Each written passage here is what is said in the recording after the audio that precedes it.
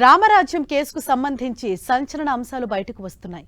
చిలుకూరు బాలాజీ ఆలయ ప్రధాన అర్చకులు రంగరాజన్పై దాడి కేసులో ప్రధాన నిందితుడైన వీర రాఘవరెడ్డి గురించి షాకింగ్ విషయాలు వెలుగులోకి వస్తున్నాయి. అతడి గురించి తవ్వే కొద్దీ సంచలన విషయాలు వెలుగులోకి వస్తున్నాయి. ఒక మ్యూజిక్ టీచర్గా తన కెరీర్ను మొదలుపెట్టిన వీర రాఘవరెడ్డి ఆ తర్వాత హిందూ ధర్మాన్ని రక్షించాలన్న భావనతో వీడియోలతో ప్రచారం చేసి ఆ తర్వాత తనకు తానుగా శివుడి అవతారంగా భావించుకున్నాడు.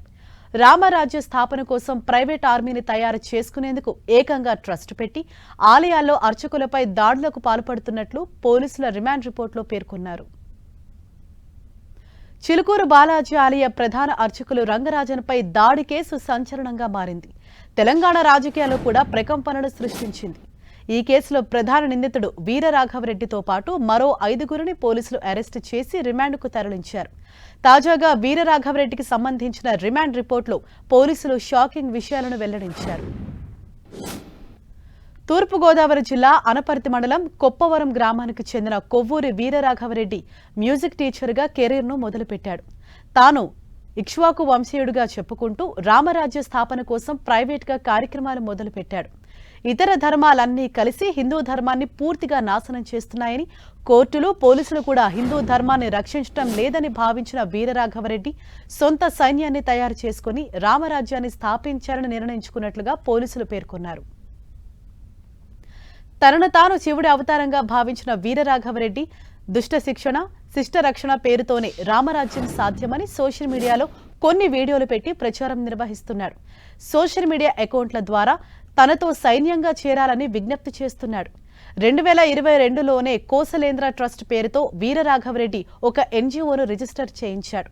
ఆ ట్రస్టుకు తన భార్య చైర్మన్గా ఉంది. ఈ ట్రస్టుకు ఉత్తరప్రదేశ్కు చెందిన శ్యామ్ అనే వ్యక్తి సహకారంతో వెబ్సైట్ కూడా డిజైన్ చేయించినట్లుగా పోలీసులు తెలిపారు. కోసలేంద్ర ట్రస్ట్ పేరుతో రామరాజ్యం ఆర్మీని ఏర్పాటు చేశాడు. మొదటి స్లాట్లోనే 5,000 మందిని రిక్రూట్ చేసుకోవాలని ప్లాన్ చేసిన వీరరాఘవరెడ్డి సోషల్ మీడియా వేదికగా పలు వీడియోల ద్వారా ప్రచారం మొదలుపెట్టారు.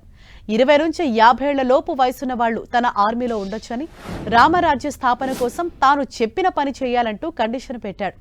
కనీస విద్యార్హత 10వ తరగతిగా నిర్ణయించిన వీరరాఘవరెడ్డి 5 కిలోమీటర్లు నడిచే సామర్థ్యం, 2 కిలోమీటర్లు పరిగెత్తే సామర్థ్యం ఉన్న వారిని నియమించుకుంటామని తెలిపాడు. నెలకు 20,000 జీతంతో పాటు వసతి సదుపాయం కూడా కల్పించనున్నట్లు వీడియోల ద్వారా ప్రచారం మొదలుపెట్టాడు.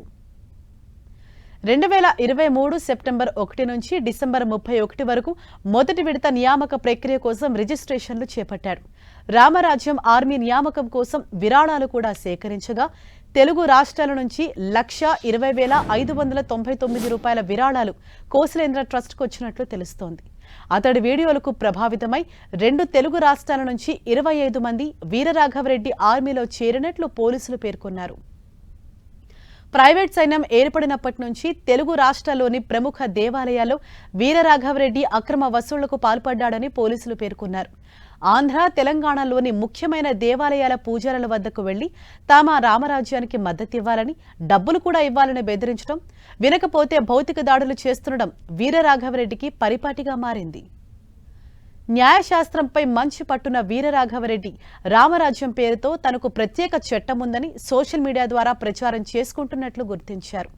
వీరరాఘవరెడ్డిపై 2015లోనే హైదరాబాద్ అబిడ్స్ పోలీస్ స్టేషన్లో కేసు నమోదైనట్లు పోలీసులు పేర్కొన్నారు. అయితే 10 నెలల క్రితం రాఘవేంద్ర అనే వ్యక్తి ద్వారా రంగరాజన్ను కలిసిన వీరరాఘవరెడ్డి రామరాజ్యానికి మద్దతివ్వాలని కోరగా అందుకు ఆయన తిరస్కరించారు. తాము వెళ్లి కలిసిన పూజారులంతా సానుకూలంగా స్పందిస్తున్నారని, చిలుకూరు ఆలయ పూజారి మాత్రం తిరస్కరించినట్లుగా చర్చించుకొని ఈ నెల 6న మరోసారి సమావేశమయ్యారు. ఈ క్రమంలోనే రామరాజ్యం ఆర్మీలో ఉన్న వాళ్లంతా నల్ల యూనిఫామ్ వేసుకుని ఫోటోలు, వీడియోలు తీసుకున్నారు. ఇదే సమావేశంలో రామరాజ్యం స్థాపనకు అందరూ పూజారులు మద్దతు అడగాలి, ఎవరు వ్యతిరేకిస్తే వారు అడ్డు తొలగించుకోవాలి అని ప్రమాణం కూడా చేశారు. ఆ తెల్లారే అంటే ఫిబ్రవరి 7న తెల్లవారుజామున అంతా కలిసి రంగరాజన్ ఇంటికి వెళ్లి ఆయనపై దాడికి పాల్పడినట్లుగా పోలీసులు రిమాండ్ రిపోర్టులో పేర్కొన్నారు. అయితే మ్యూజిక్ టీచర్గా తన కెరీర్ను మొదలుపెట్టిన వీరరాఘవరెడ్డి ఇప్పుడు రామరాజ్యం ఆర్మీ పేరుతో అర్చకులపై దాడులకు పాల్పడుతూ సంచలనంగా మారాడు.